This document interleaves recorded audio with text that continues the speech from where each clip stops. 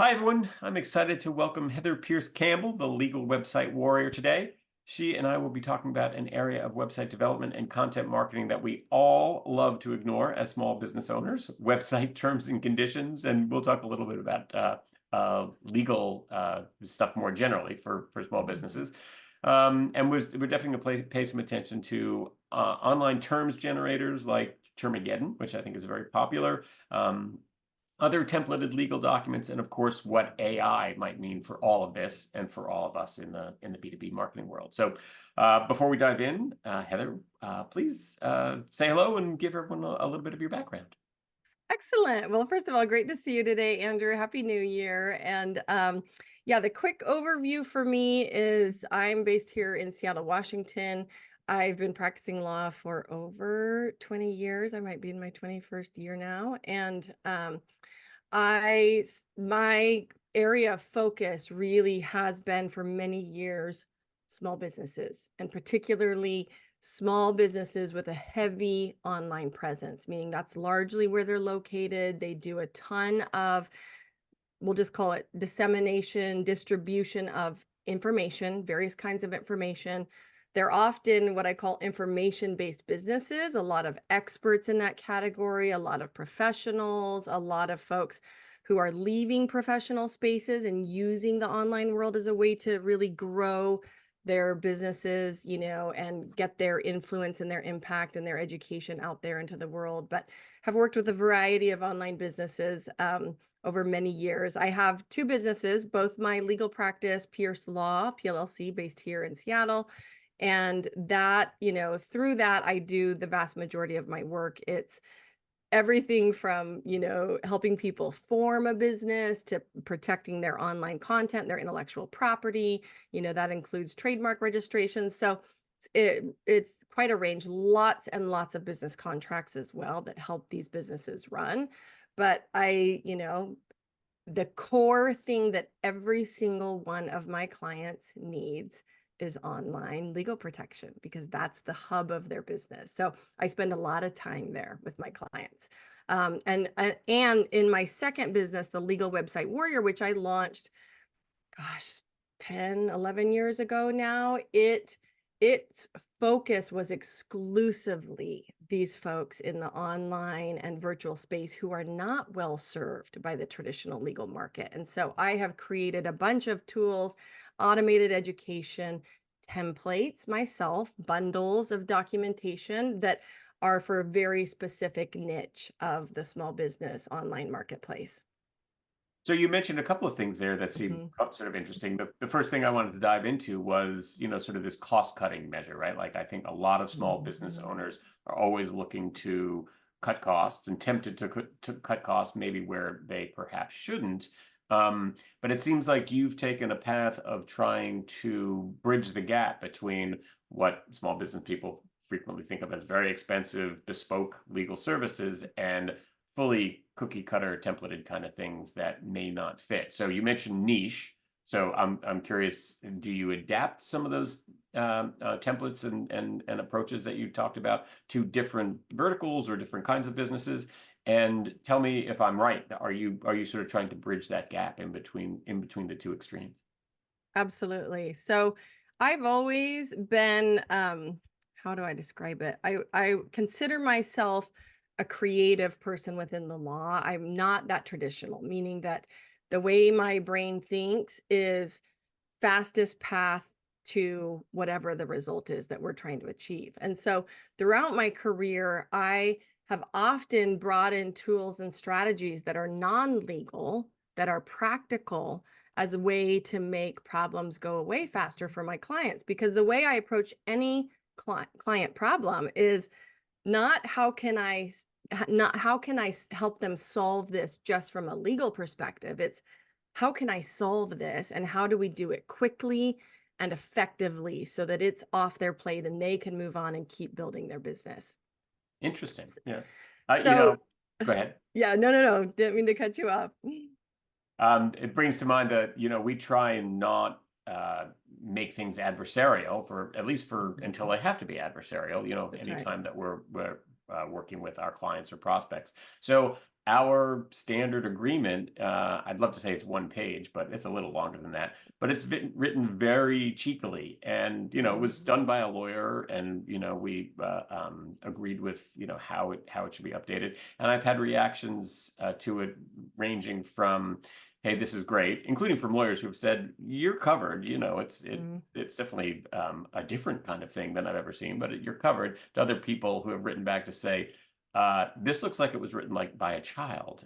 And but I'm heartened to hear you say that it sounds like there are other approaches that Mm. you can take to keep things a little bit friendlier, Mm. get the problem solved without it turning into a legal issue, and trying to prioritize relationships over legalese, I guess.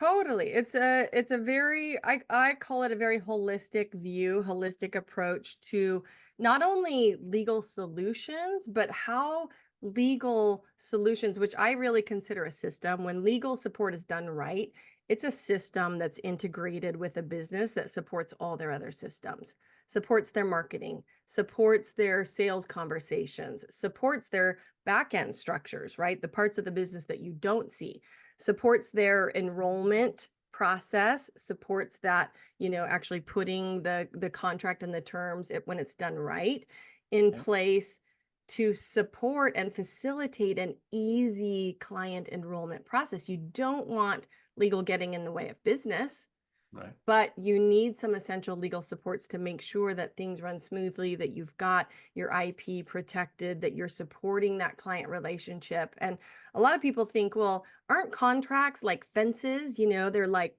divide, like, here's the line, don't cross the line. No, I think of contracts like containers. You care about a relationship. You want to put some guardrails around that relationship of like, here's what we're agreeing to. Here's some of the solutions that we agree to in advance if something does go wrong, right? You're putting some procedural things in place. You're creating a roadmap that allows you an easier way through or out of those problems than if you don't have a roadmap, right? So contracts, I view as one of the most supportive things that we can do for our businesses, full stop, right? And that if you care about client relationships, you care about having supportive documentation in place that will nurture the business growth, nurture the clients, then you get to the point of seeing how legal is a system that touches all your other systems, right? Right. Touches the client follow-up experience, how you deliver the services, what your business policies are from the standpoint of data protection for your clients, or whatever else you're getting exposed to through that process. Touches your own dispute resolution process within your business and the way that you communicate with clients. So I see it as very holistic, and I teach my clients about all these points along the way so that they see where they have the opportunity to create a system that's in alignment with the way that they want to do business. That's great. Are there, since we were talking a little bit earlier Mhm. about services like Termageddon and other NOLO, Mhm. other legal services websites, fully automated, are there particular instances where you think small business owners are particularly at risk using those, or where they're particularly safe in using Mm. services? Yeah, it's a really good question. And from the standpoint of, because I realize, I mean, I work exclusively with small businesses. Every business has a budget, right? It is why I built the Legal Website Warrior, because I could see within the traditional world of legal services, small businesses are a massively underserved segment of the legal marketplace. Something like 90% of small businesses don't get their legal needs met in a way that actually supports the business. So it's not a small problem, it's a huge problem. I mean, 60% of small businesses in the US don't even incorporate. These are humans running around, and they're basically leaving their business liability in the same location as all of their personal assets. So their home's on the line, their bank accounts are on the line, their spouse's assets are on the line, and they often don't realize this. So it is a small problem how dramatically underserved small businesses are, which is why my approach to building the legal website warrior is I was really clear who I serve, and I knew I could build a very tailored, niched product for that segment of the marketplace. And I tell people I'm not for everyone, right? I'm not for big businesses. I'm not for traditional, ma and pa businesses that are on, home street and selling gadgets and gadgets and widgets. Like, I'm largely for the businesses that are online based, dealing with a ton of information and still not having access to good traditional legal support. So what happens is people tend to look around and look for the easiest, fastest solution, right? So, of course, these online terms generators are so magnetic because they think, oh, this is a fast way to get this need met. The problem is, and I cannot, by the way, confidently sit here and tell you that those terms generators work for anybody. And I'll tell you why in a second, because so think about LegalZoom, Nolo, like these massive, I call them like big box document generators, right? Right. Who are they for? They're for the world. There's no exclusive segment that they say this is who we have designed these for. So, and what it means is, and the other thing I'll tell you, the other significant problem faced by consumers of legal products like that is there is no transformation that happens along with the documentation. They get the documents and they think, okay, plug them in. Whenever I've worked with somebody who's worked with LegalZoom before or Nolo or one of these places, Rocket Lawyer, I say, how do you feel? How do you feel about the protection you have in place? Every single time, without fail. I don't know. Right. It's not I feel great. I am confident in knowing that I'm protected. There's a zero transformation that happens as a leader of your business. And it's like, well, I hope the parachute opens if something goes wrong. Right. That's the hope. So that's a problem. That my view of legal, at least my role and the way that I deliver it, is that legal support, when done right, you've already heard me say it should be a system, but it should also transform you as a leader of your business so that you're more strategic, you're more empowered, you know how to make the right decisions, including for the online components of your business.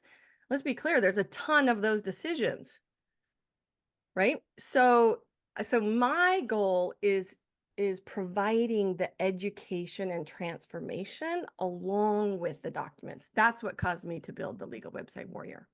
That is such an enormous shift, I think, in the way that most small and probably medium-sized business Mhm. owners do look at legal services. I think that there's a basic set of documents we need just to get started, and then after that, it's just I need a contract for this particular project, and I need it today, and I'm just going to go to the Mhm. quickest, fastest, most expedient, solution I can find, Totally.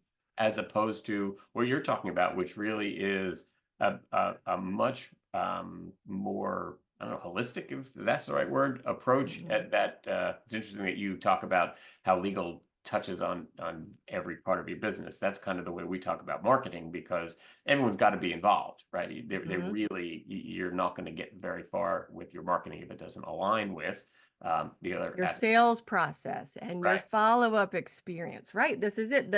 The way, and from the perspective, I've got a system of buckets that I teach on, and part of what we're talking about right now is the final bucket, which is your communication strategy. And that starts with every touch point that you make with a potential client before that enrollment conversation, that enrollment process, and then before obviously the delivery of services or whatever it is you're doing next. All of those things need to be consistent. And business owners often don't think about the integration required to really build a successful small business that minimizes the potential for client disputes, disappointed customers, people that are confused about why you said X in your marketing and you really delivered Y, right? So you're right, totally has to be integrated. Yeah, I mean it's interesting you say that as well, because that's something we talk about a lot, that misalignment between what your marketing promises and what the experience of working with you delivers. And that creates problems for retention and repeat business and creating And champions. referrals, absolutely, it creates problems everywhere. Right, Your reputation in the marketplace. right. But I never thought to even think about the idea that it can create legal problems for you as well. So Mm. good advice there. Well, Um, and it can create legal problems that shut down your business. Right now, what we're seeing from the FTC, which is the online watchdog for, our consumer marketplace, is all these businesses and massive attention shifted to the online marketplace during COVID. There were so many scams, so many businesses making false claims and everything from like health claims to build your business at home claims, become a millionaire. Even right now, the FTC is going after a really well established coaching company. So, this is in the world that I live, coaching experts, consultants, blah, blah, blah, based on the East Coast. And they have to pay a penalty in the millions of dollars oh. because of what? Their marketing language. You want to talk about how legal integrates it how many businesses just start marketing and never have an attorney even analyze what they're saying in the marketing? Pretty So much every small business. yeah. Well, that brings me to another question Mhm. about kinds of marketing, right? So, Mhm. since we don't just publish websites, but we also help Mhm. clients, create and publish and promote content as part of their Yep. marketing. Can we talk a little bit about any issues that should be of particular interest to marketers, business owners who are using content marketing, who are publishing on social media regularly, who are publishing emails regularly? Even I don't know if it would factor in, but speaking engagements and Yep. publications. Yeah, all of that. And the work that I do touches on all of those points because those are all things that my clients do, by the way. Um, so basically, when you're looking at any piece of marketing content, there are going to be rules that apply, right? So you're going to look in different places because you're going to have, first of all, the we'll just call it the area where the FTC lives, right? And you just want to go Google truth in advertising rules. You'll see that there's a whole slew of them. They're pretty much similarly matched in Canada as well. And I mean, you just think of the phrase truth in advertising. You cannot say something in your marketing that is untrue or make claims about outcomes if that is not true for every single person or company that goes through your process. Okay. People do all the time. People make claims all the time and do not put disclaimers on there, right? So if you're going to make statements about outcomes or results or achievements, you have to qualify that. And most small businesses don't. And it gets them in big trouble. People think like, oh, I'm too small for the FTC to have eyeballs on me. No, you're not. There is no business too small for that because all it takes is a disgruntled customer saying, they promised this or they said this and I signed up for the service and that was BS. And they're going to forward your website, your marketing materials, your email to the FTC, which has emails that regularly receive that stuff. They'll publish right on their site. If you see a claim or have a fraudulent experience, forward your communications here. That's all it takes. Or getting on the watch list for a state consumer protection agency, right? Which every state has. So there's various ways people end up with eyeballs on their businesses, but people think I'm too small, like I'll go under the radar. It's not true. Small businesses are being shut down every day. The FTC actually has more power than our courts do to come in, grab assets, close down bank accounts. Yeah, it's serious business. So you don't mess around with marketing claims that are not true. And you don't, by the way, publish testimonials or have other people say things on behalf of your business that you couldn't say yourself. And people often try to skirt that rule by being like, oh, I have this client that loves me. Maybe they'll publish a testimonial that says XYZ. Right. So there's a lot of rules around all the ways that people market. What you're talking about with content marketing, a lot of people think like, oh, just going to push out a ton of content on my website, right? We're going to build it up for SEO purposes. I'm going to make myself the expert in the field. I'm going to push out newsletters. And I have to remind my clients all the time, free content is not free of liability. When you are an expert in your space and you're pushing out information that changes businesses, information that changes lives, information that touches on somebody's health, whether it's mental health, whether it's physical health, information that touches on somebody's financial situation. How many businesses are in that business? A lot, right? All of those require legal supports around what you can say, who you can say it to, what disclosures you need to make, right? And most small businesses don't get that help until they have a problem. So it's, and then there's various ways. Not only do you have risk in being an expert and having a platform, whether it's social media, whether it's speaking, because people do rely on that information, right? And when you're talking about business, you're talking about financial services or even financial scenarios, you're talking about health, whatever area of expertise you might be in, there's the potential for real impacts in somebody's life. And so you not only have to plan for the risks that come along with building an information or expert-based business, but you also have to plan alternatively, I mean, at the same time, for protecting the IP that you're putting out there, whether it's through speaking, whether it's through free content on your website, whether it's, any of these other ways that you're pushing content out there. That's one of the ways we get it wrong with these free terms and generator templates. Yeah. So yeah, back to, because I know, part of the whole point of this was walking through, do those generators work? Why, if they do, how, if they don't, why not? And there are some, I think, some key points that we can cover if you want to review those just in regards to the online protection piece, which, let's be clear, is a super important piece for every business that I serve, right? The online real estate that we all build, in a sense, becomes a hub for our business, right? A home for many businesses, because from there, they're branching out to third-party platforms, other places that they might be, reproducing or republishing that content. Maybe they're creating even a site on Teachable or Kajabi where they're pushing out additional trainings or, expertise, all of these things. But primarily their own website is going to be the hub for all of that. So if you're not clear already, the very first point that's problematic with these free generator sites is that they can provide a false feeling of protection. Somebody goes in, fills out the questionnaire, kind of checks the box. Like, that's what it feels like to most people. It's like, let's just check this thing off the list. Now it's done, right? They think that they've plugged it in, boom, they move on. In probably 99% of those scenarios, you don't have a true solution in place. Interesting. Is there, I'm sure we could do another whole conversation about the details of those terms and conditions documents. And we could go into that. I can give you some of the highlights, right? Can I ask you now what the, I don't know, one or maybe two, whether it's terms or not, but the top mistakes you see people making legally in regard to their websites and to any content that they're publishing, whether it's on their websites or social media channels? Totally. So the first thing that you noticed, and I heard you say it and I had to giggle a little bit because I hear it from almost every client that shows up.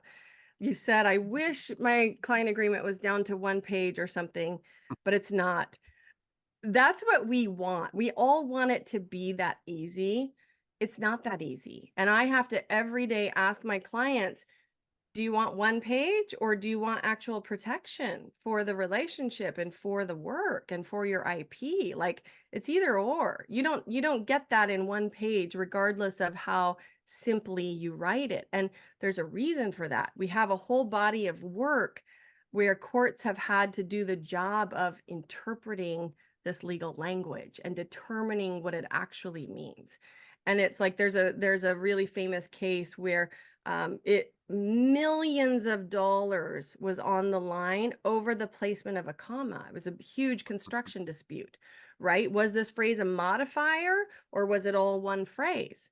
So unless you are a legal expert and you know how to interpret not only the language itself, but the legal interpretation of that language, like, you're just in a risky area. You're You're in never a going to make risky those place. distinctions properly. Yeah, and you're not going to recognize where the risk is. So much of being in business, being a leader of any kind, is not being the expert on everything. None of us can be.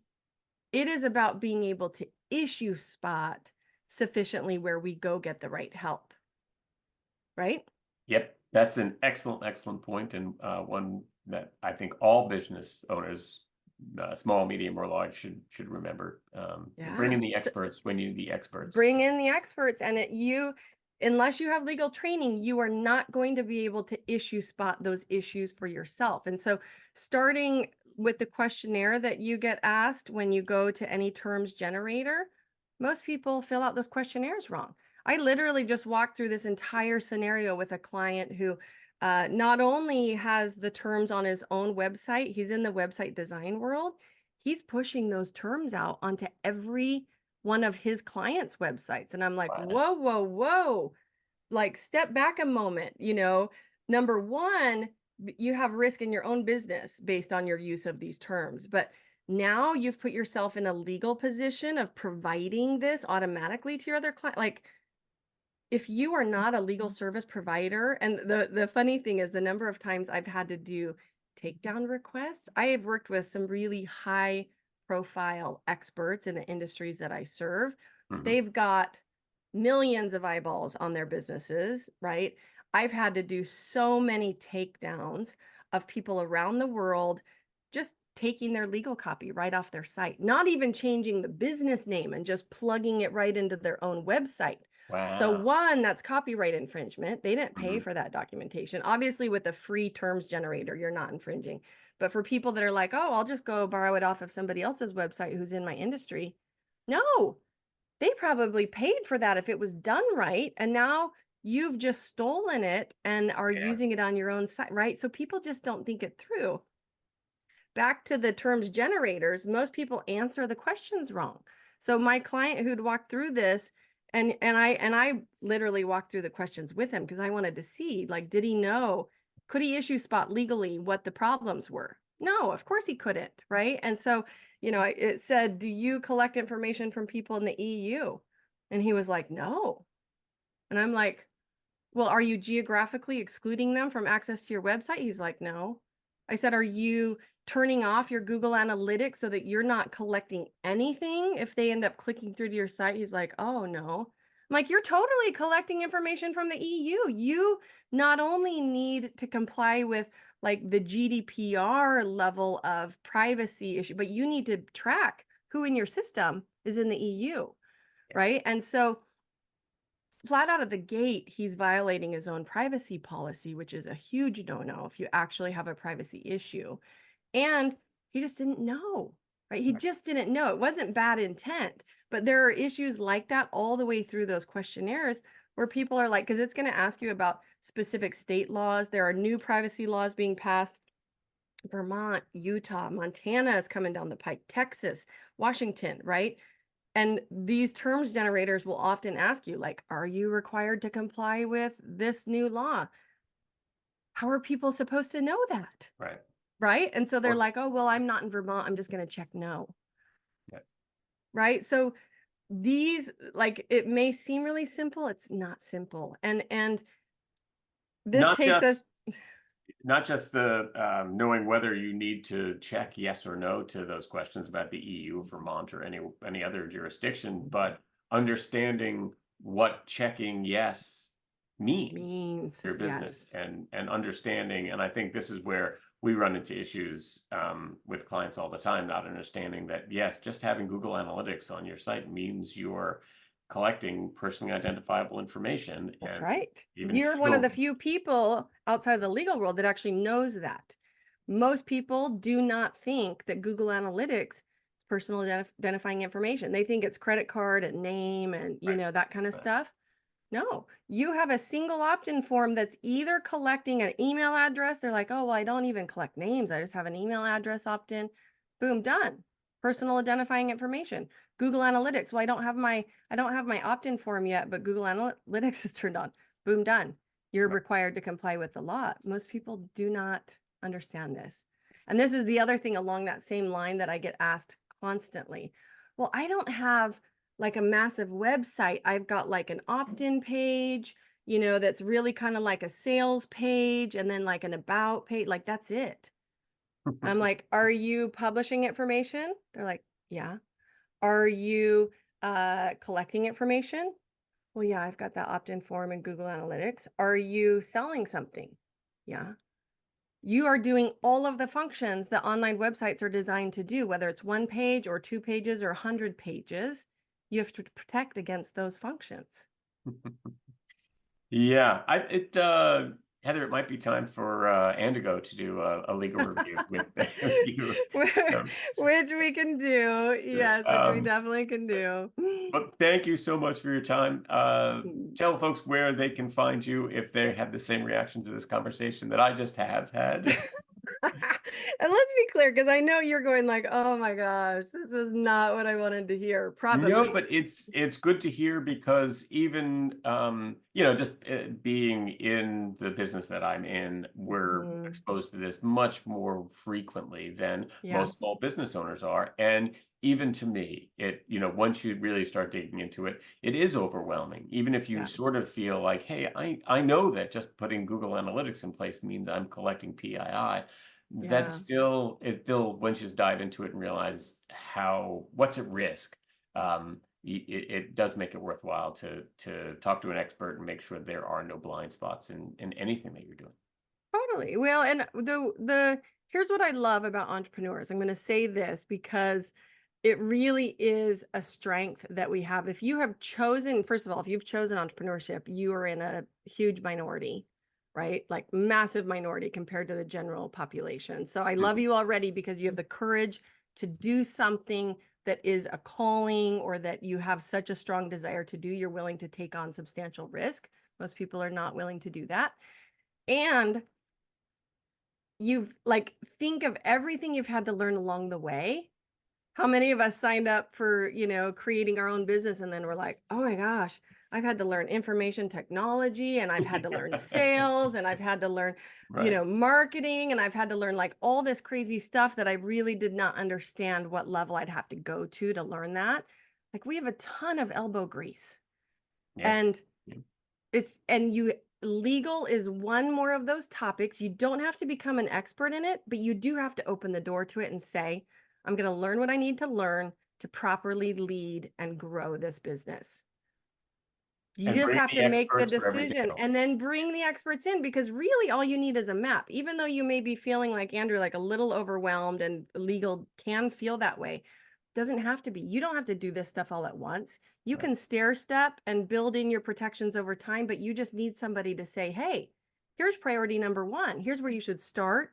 Like, and I do this, a risk assessment of a business. Here's where you should start. And then here's what the map looks like and make that recommendation so that you know what to do. And the other final point I'll make about that is it's really important that you connect with an attorney who understands your business. And that's a challenge for some people. So often they have to go over here to talk to a trademark lawyer, or they have to go over here to talk to somebody about business formation.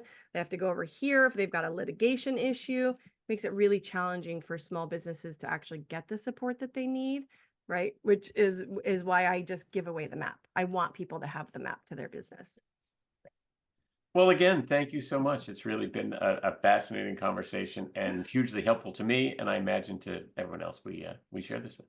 Thanks so Excellent. much. Well, good. Totally. And I think you'd asked where people can find me. And by the way, I would invite you into the free map. It's called the Legal Basics Bootcamp, but just pop over to legalwebsitewarrior.com and there's tons of resources there. There's tons of free training. Like I really try to make it as easy as possible for people to get the answers to these questions up front.